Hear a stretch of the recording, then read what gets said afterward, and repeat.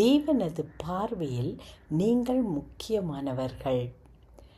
கர்த்தராகிய ஆண்டவர் எல்லா ஜாதிகளுக்கும் முன்பாக நீதியையும் துதியையும் முளைக்க பண்ணுவார்.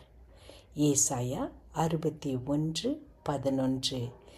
தேவன் இந்த அண்ட சராசரங்களில் நடக்கிற அனைத்து காரியங்களையும் அவரது திட்டத்தின்படி நடத்தி கொண்டிருக்கிறார்.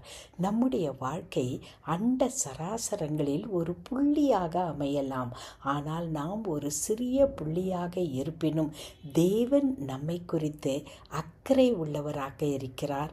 அவர் பார்வையில் நாம் அருமையானவர்களாக இருக்கிறோம். நம்முடைய வேலை, தேவனே, என்னை உருவாக்கி நீர் மகிழ்வதற்காக உமக்கு நன்றி என்று சொல்லிக்கொண்டே இருக்க வேண்டும். அன்பின் பரமத்தகப்பனே, உம்முடைய பார்வையில் நாங்கள் மிக முக்கியமானவர்களாக, அருமையானவர்களாக கருதப்படுவதற்காய் நன்றி. இயேசு கிறிஸ்துவின் மூலமே ஆமேன்.